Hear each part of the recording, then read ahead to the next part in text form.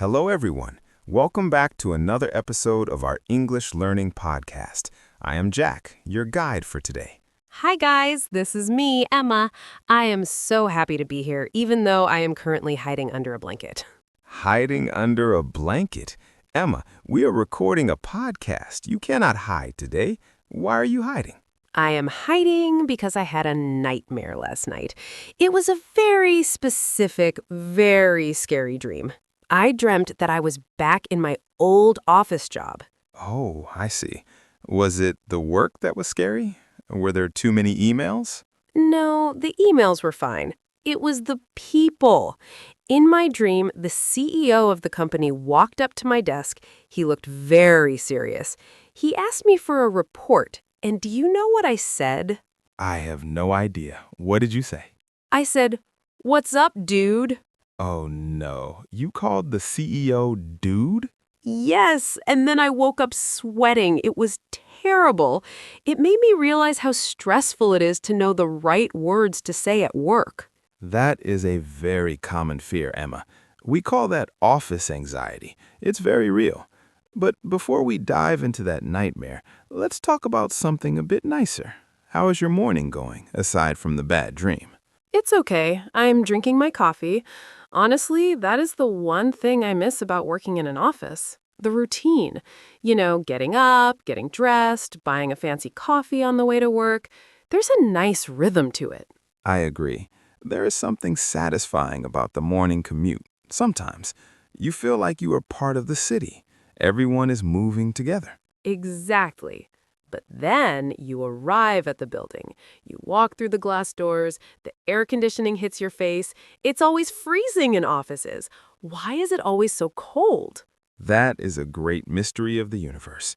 I think office buildings only have two settings, the Arctic Circle or the Sahara Desert. There is no middle ground. It is true. I used to keep a giant sweater on the back of my chair. It was my office blanket. But Jack, the temperature isn't the hardest part. The hardest part is the elevator. Ah, the elevator pitch, or just the elevator silence. The silence. You walk in and a colleague walks in. Maybe it's someone you don't know very well. The doors close. You have 30 seconds. What do you say? Do you look at the floor? Do you look at your phone? That's the classic awkward silence. It's painful. It is so painful, and that is why I wanted to do this topic today. I feel like my English is good when I talk to you, Jack. We are friends. I can say, dude, or cool, or no way. But in an office, I feel lost. You feel lost because the rules change. Language is not just about vocabulary and grammar. It's about context. Context. That's a big word. It just means the situation you're in. The way you speak to me is one context. The way you speak to your boss is a different context. And the way you speak to a junior colleague, someone younger or with less experience, is another context entirely. See, that's where I get confused. I don't want to sound like a robot. Hello, I am Emma. Here is the report. That sounds so unfriendly, but I also don't want to be too friendly and unprofessional. Where's the balance? That's exactly what we're going to explore today.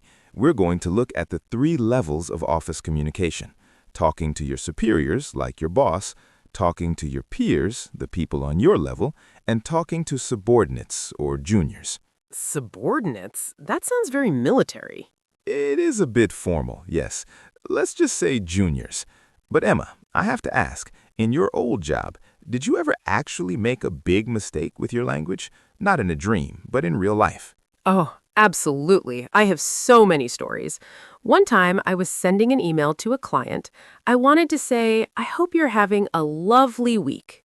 That sounds polite. It is polite, but I made a typo. I accidentally typed, I hope you are having a lonely week. Oh no, lonely instead of lovely. Yes, one letter changed the whole meaning. I told the client I hoped they were sad and alone. I was mortified.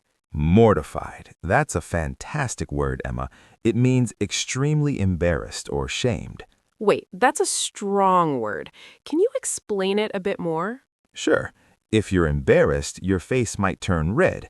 If you're mortified, you want the ground to open up and swallow you. You want to disappear completely. Yes, that's exactly how I felt. I was mortified. I hid in the bathroom for 20 minutes. Well, the good news is that spoken English is a bit more forgiving than email. If you make a mistake, you can fix it immediately, but you need the right scripts in your head. Scripts would be amazing. I like having a plan. When I don't have a plan, I just start babbling. Babbling. You know, talking too much without saying anything important. Blah, blah, blah, blah, blah. I do that when I'm nervous, especially with senior staff. I get intimidated. Intimidated means you feel frightened or small because the other person seems powerful. That's very common with bosses. Yes, I feel like a little kid again. I worry that if I use simple words, they'll think I'm not smart. But if I try to use big words, I'll use them wrongly. It's a trap. It feels like a trap, but it isn't.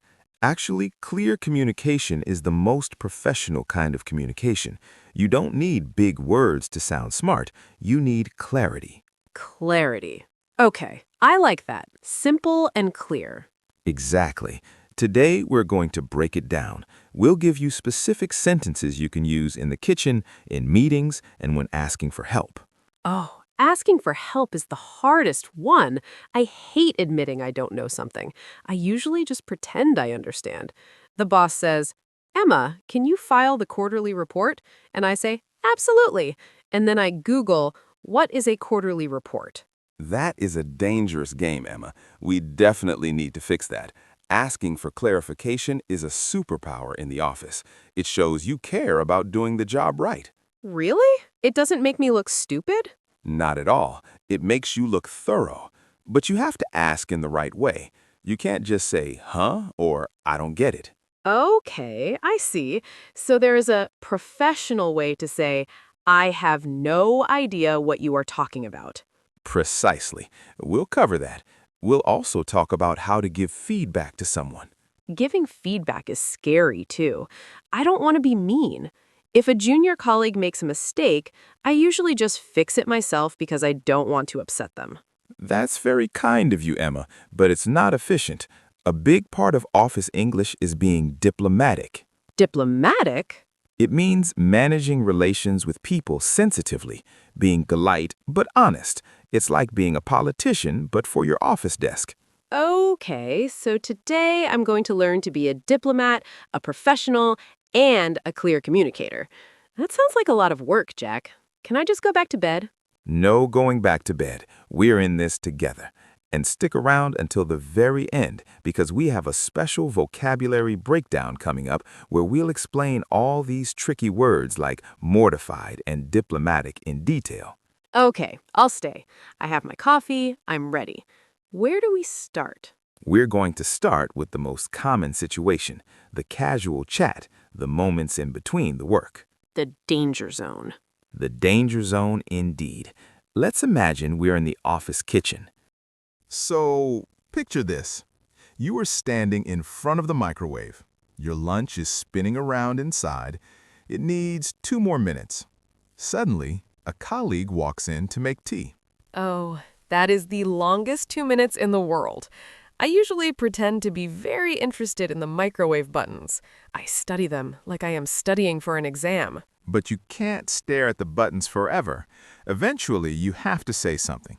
This is what we call small talk. Small talk. I hate it. It feels so fake. Nice weather today. Yes, very nice. It is so boring. Why do we do it? We do it because silence is uncomfortable for many people. Small talk is like the oil in an engine. It stops the parts from grinding against each other. It makes everything run smoothly. That is a good way to describe it. Like oil. So I shouldn't try to have a deep philosophical conversation in the kitchen. Definitely not. Imagine if you said, "Hello, Dave. What do you think is the meaning of life?" while Dave is just trying to find a spoon. He would probably run away.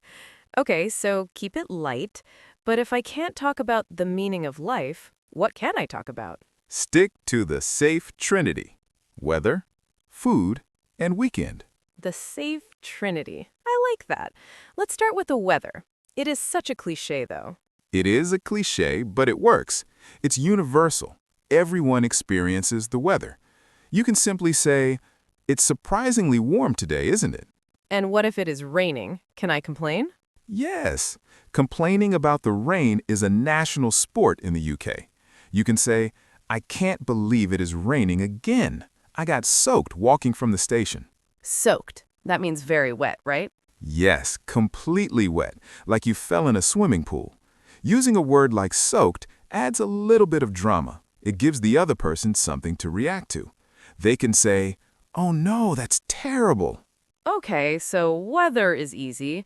What about the weekend? This is where I get stuck. On Mondays, people always ask, "How was your weekend?" Correct. And on Fridays, they ask, "Any plans for the weekend?" It's a cycle. The problem is, my answer is usually, "I slept and ate pizza." Is it okay to say that, or should I lie and say I climbed a mountain? Please do not lie. You don't need to impress them. You just need to be relatable. If you say, "I just relaxed and watched movies," that's a perfect answer. Most people want to do that too. Relatable. That means they can understand my feeling, right? Exactly. If you say you climbed a mountain, they might feel tired just listening to you. But if you say you relaxed, they'll say, "Oh, I'm jealous. I had to clean my house." I see. So honesty is okay as long as it isn't too weird. Yes, but be careful not to overshare.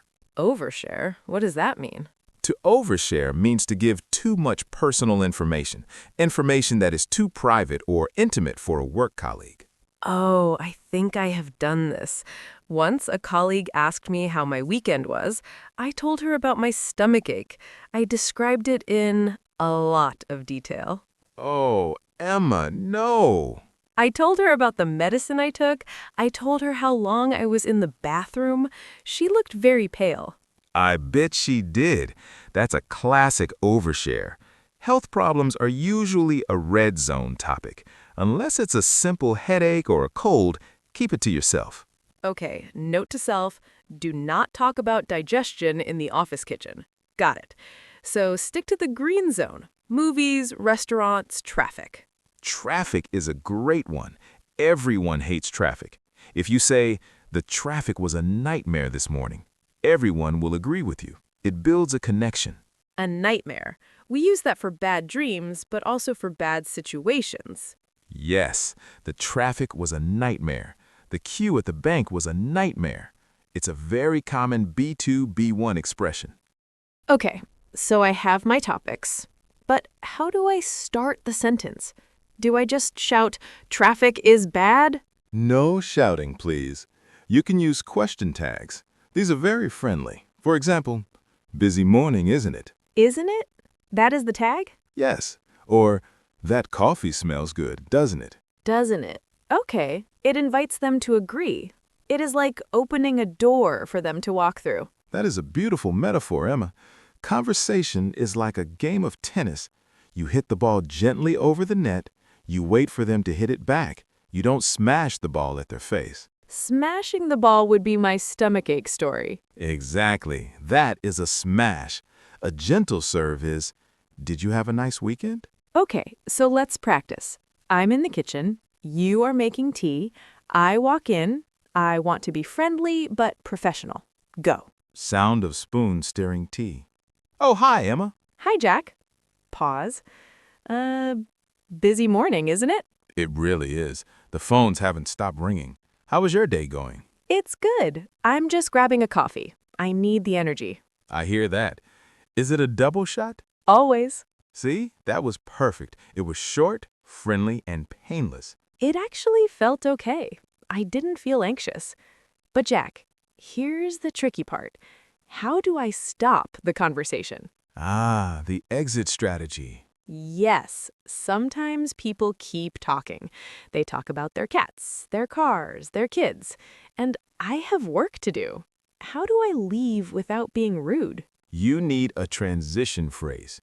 You can't just turn around and walk away. That is rude. You need a phrase that signals the end. Like, goodbye forever. No, that is too dramatic. Try something like, "Well, I'd better get back to it." I'd better get back to it. It means work? Yes, it implies, I would love to stay and chat, but my work is calling me. It is very polite. I'd better get back to it. Okay, what else? You could say, right, I best be off. Catch you later. Best be off? That sounds very British. It is. A more international version is simply, I should probably head back to my desk. That is clear. I should probably head back to my desk. It puts the blame on the work, not the person. Exactly. It says, I like you, but I have responsibilities. Okay, I feel much better about the kitchen now. But Jack, the kitchen is the easy part. The kitchen is where we are all equal. We are all just hungry people. True. The hard part is when I have to go into the big boss's office, or when I have to write an email to someone senior. That's where I freeze. Talking to superiors. This is where the language becomes more formal. We move from casual English to professional English.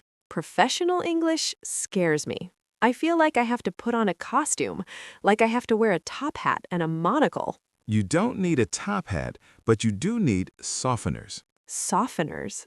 Like fabric softener for my clothes? Similar idea.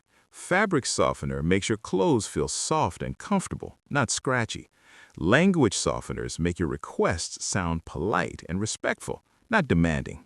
Can you give me an example of a scratchy sentence? I want a meeting. Ooh, that sounds bossy, like a toddler. I want a cookie. Exactly. If you say, I want a meeting to your boss, they will think you are rude. So we add softeners. I was wondering if we could have a meeting. I was wondering. That is the softener? Yes, it makes it less direct. It gives the other person space to say no. It sounds much nicer. I was wondering if... Another one is, would it be possible to?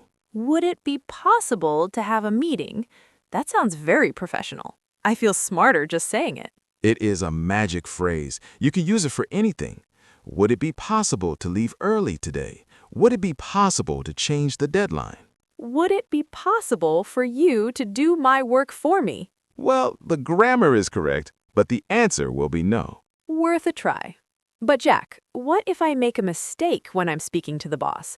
What if I stutter or use the wrong word? That brings us to the psychological side of things, the fear. The fear is real. My hands shake, my voice goes high like a mouse. Hello, Mr. Boss. It's embarrassing. It is a physiological reaction. Your body thinks the boss is a lion who might eat you. He looks like a lion. He has a big beard. We need to train your brain to realize he's just a person who probably also watches funny cat videos. Exactly. We need to remember that even the CEO puts their trousers on one leg at a time. They are just people. I know that logically. My brain knows it, but my stomach doesn't know it. My stomach feels like it is full of butterflies. Butterflies in your stomach. That is a classic idiom for feeling nervous. It is not just butterflies, it is bats. Big, scary bats flapping around. Jack, can I be honest with you about something really embarrassing? Of course, Emma. This is a safe space. Sometimes, when I am in a meeting with very smart people, I feel like a fraud. A fraud? You mean like a criminal? No, not a criminal. I mean, I feel like I am acting, like I don't really belong there. I feel like everyone else is a real adult, and I am just a child wearing a business suit. I keep waiting for someone to stand up, point at me, and scream, "She doesn't know what she is doing! Get her out of here!" Emma, that is a very specific and very common feeling. It actually has a name. It's called imposter syndrome. Imposter syndrome? Yes, an imposter is someone who pretends to be someone else. Imposter syndrome is when you feel like you aren't good enough, even though you are. You feel like you are faking it. Yes, that is exactly it. I feel like I am faking it, especially with English. Because it is my second language in this scenario, I feel even more insecure. If I make a grammar mistake, I feel like it proves I am not smart. That's the dangerous trap. You connect your language level with your intelligence, but they are different things. You can be a genius and still make a grammar mistake. It is hard to remember that when everyone is looking at you. Last year, I was in a meeting. The manager asked me for my opinion on a project. That is a good opportunity. It should have been, but my mind went blank, completely white, like a snowstorm. I forgot every word I knew. I think I forgot my own name. The mind blank. It happens to the best of us. What did you do? I just made a strange noise. I said, yes. It was terrible. I looked like a fish gasping for air. Okay, let's rewind the tape. Let's go back to that moment. If that happens again, you need a stall phrase. A stall phrase. To stall means to delay, right? Exactly. You need to buy yourself some time. You need 5 seconds to let your brain catch up. Give me a phrase, please. I need to write this down on my hand. You can say, "That is a very interesting question. Let me take a moment to think about that." That is a very interesting question. Is it okay to say that?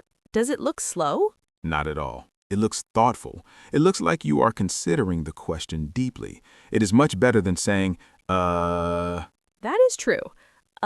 Is not very professional. Another great one is, "Can I get back to you on that?" Can I get back to you? That means I will answer later? Yes, it's perfect if you don't know the answer, or if you are too nervous to speak. You can say, "I want to double-check the data before I answer. Can I get back to you this afternoon?" Oh, that's smart. I want to double-check the data. It makes me sound very responsible, like I care about accuracy. Exactly. You turn a negative, not knowing, into a positive, being careful. That's the secret of office communication. It's all about framing. Framing, like a picture frame. Yes, you put a nice frame around the situation to make it look better. I love that. So instead of I forgot, I say I'm double-checking. Precisely. But Emma, we need to talk about the other side of fear, the fear of being wrong. Oh, I hate being wrong. If I make a mistake, I assume everyone hates me. I assume I will get fired. That's called catastrophizing. What? Catastrophizing. It comes from the word catastrophe, which means a huge disaster. It means your brain automatically imagines the worst possible ending. Yes, I do that. I send an email with a typo and I imagine myself homeless and living in a box. That's a bit dramatic, Emma. I know, but the feeling is real. Listen to me. In the office, mistakes are inevitable. Inevitable? It means they're going to happen. You cannot stop them. You will make mistakes, I will make mistakes, the boss will make mistakes. So what do I do when I mess up? Do I run away? You own it. You apologize, but briefly. Do not over-apologize. Over-apologize? Is that possible? I usually say, I'm so sorry, I'm terrible, please forgive me. That's too much. It makes you look weak. It makes the other person feel uncomfortable. They have to comfort you. Oh, I see. I'm making it about my feelings, not the work. Correct. Instead, use the apology fix formula. Apology fix. Okay. Say, "I apologize for the error. I've corrected the file and sent it again." I apologize for the error. I have corrected it. That is so short. It feels cold. It is not cold. It is professional. It shows you handled it. You identified the problem and you fixed it. Done. Moving on. Moving on. I like that energy. I usually dwell on it. I think about it for 3 days. Do not dwell on it. To dwell means to keep thinking about something bad. In business, speed is everything. Fix it, forget it, move forward. Fix it, forget it, move forward. I need to tattoo that on my arm. Maybe just write it on a sticky note for your monitor. Okay, sticky note. But Jack, what about dealing with juniors? We talked about bosses, but sometimes I have to talk to people who are younger or new. Yes, this can be tricky too. You want to be a leader, not a dictator. A dictator? No, I want to be the cool mom of the office. Well, maybe not cool mom, but a supportive colleague. The key here is using we instead of you. We instead of you. If you say, you did this wrong, it sounds like an attack. It puts people on the defensive. Yeah, nobody likes to be told you failed. Exactly. Instead, say, I think we have a problem with this report, or how can we fix this? How can we fix this? That's nice. It sounds like a team effort, even if it was their mistake. Yes, even then, it shows you are on their side. You're helping them solve the puzzle, not punishing them. That takes a lot of patience. Sometimes I just want to say, why did you do that? Of course, we all feel frustration, but expressing that frustration rarely helps. It just makes people hide their mistakes from you in the future. That's true. If I'm scared of you, I won't tell you when the printer is broken. Exactly, and you want people to tell you when the printer is broken, so you need to be approachable. Approachable. Easy to talk to. Yes. Smile. Use their name. Hi, Sarah. Do you have a minute? Creates a much better vibe than just walking up and demanding something. Using names is a good trick. It makes people feel seen. It does. It's Psychology 101. People love the sound of their own names. Okay, so to recap the psychology, don't be an imposter, use stall phrases if my brain freezes, don't apologize for 3 days, and be nice to the juniors. You are a fast learner, Emma. I'm trying, but I still feel like I need to practice. It's easy to say these things on a podcast. It's harder to do them when the phone is ringing and the boss is shouting. That's why we practice. It's like a muscle. You have to build it. Confidence is a muscle. My confidence muscle is very weak. It's like a piece of spaghetti. Then we'll strengthen it. Remember, everyone feels fear. The person you're talking to is probably worrying about their own lunch or their own emails. They are not judging you as harshly as you judge yourself. That's the spotlight effect, right? I read about that. We think there is a spotlight on us, but really everyone is in the dark. Exactly. Everyone is the main character in their own movie. You're just an extra in their movie. That is actually very comforting. Being an extra means less pressure. Exactly. So relax. Take a breath. Deep breath in, deep breath out. Okay, I'm ready to be an extra. Great. Now let's put all of this into practice. I want to interact with our listeners a bit. We have talked a lot about our feelings, but I want to know about theirs. Yes, I want to know if I am the only one who has hidden in the bathroom. I suspect you are not. Let's ask them. Okay, listeners, it is your turn. We have been talking about office anxiety and those awkward moments at work. The moments that make you want to crawl under your desk?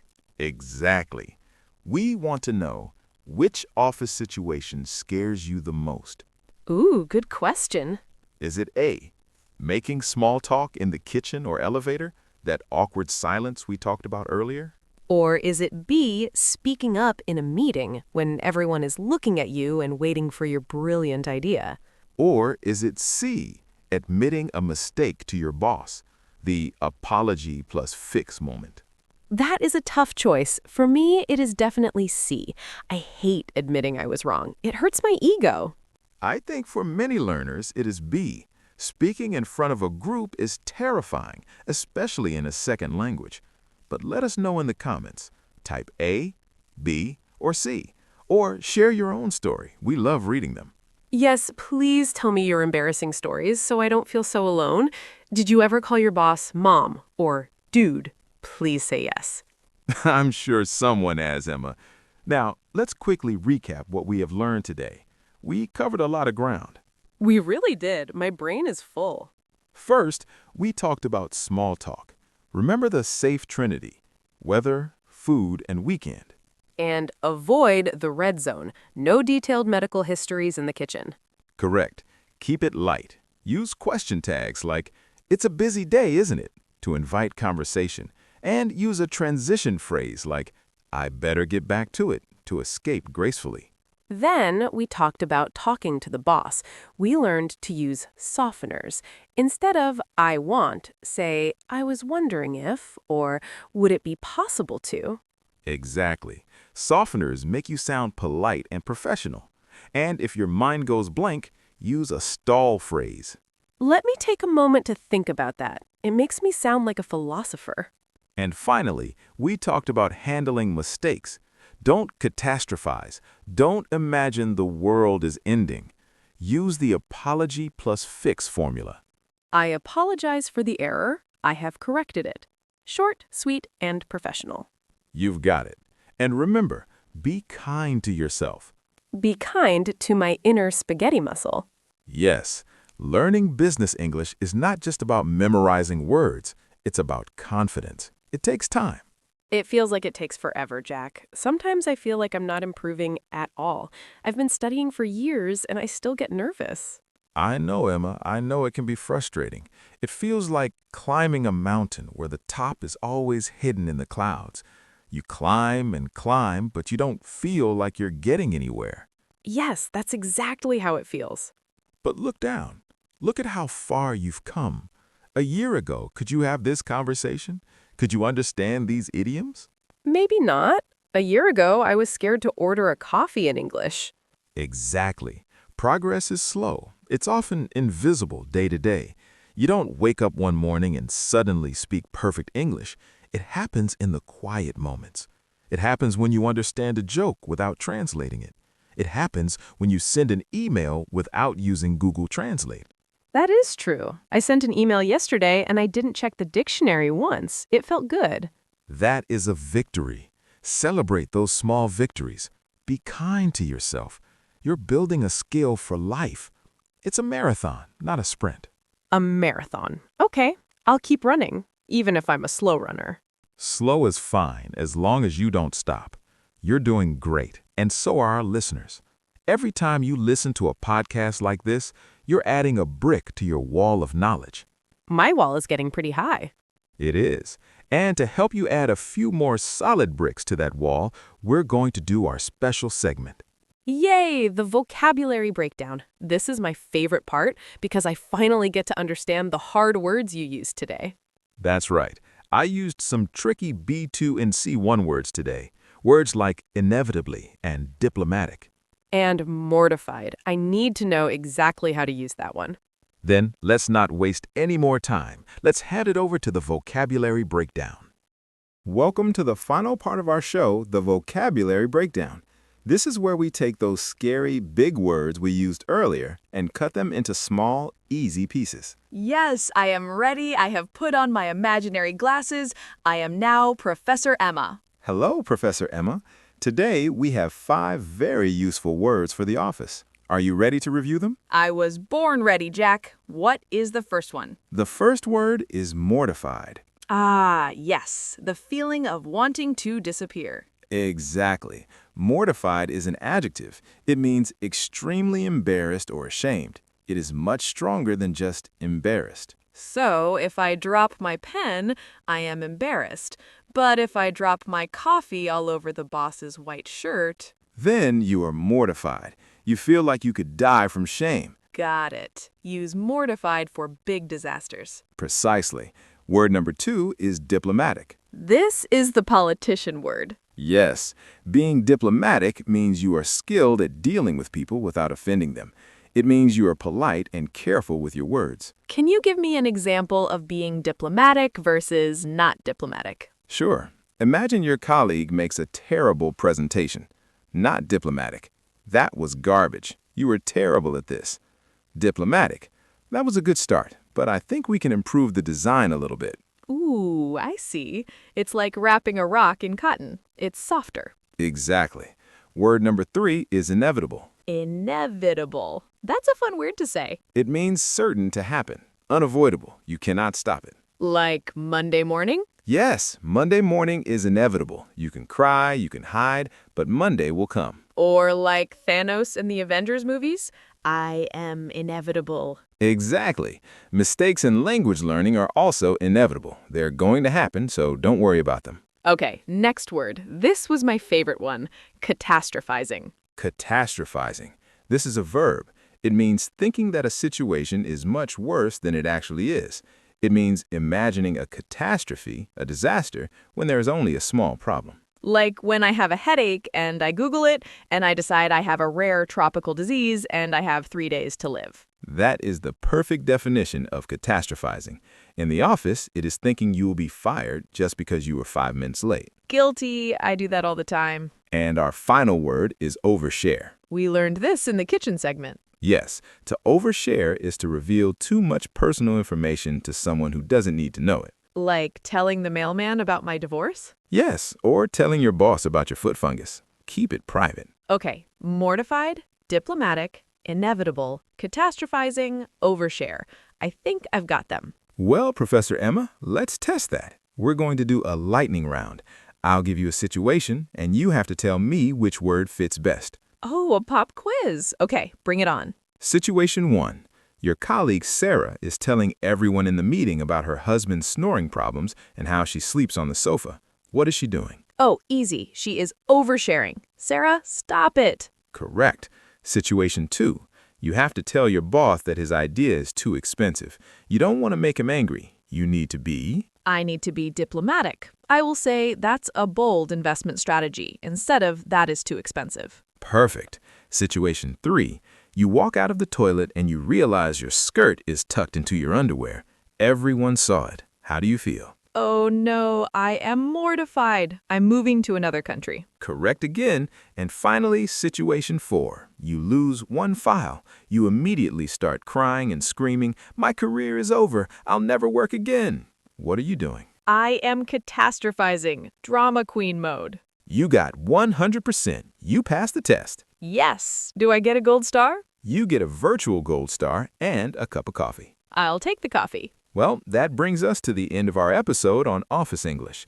We hope you feel a little less anxious about talking to your colleagues now. Yes, remember, they're just people. Use your safe Trinity topics, use your softeners, and if you make a mistake, don't catastrophize. Just fix it and move on. Exactly. Thank you so much for listening. If you enjoyed this episode, please leave us a comment or a review. It really helps us out. And tell us, are you a catastrophizer like me? We want to know. Have a lovely, productive, and diplomatic week, everyone. Bye, guys. See you next time. Goodbye.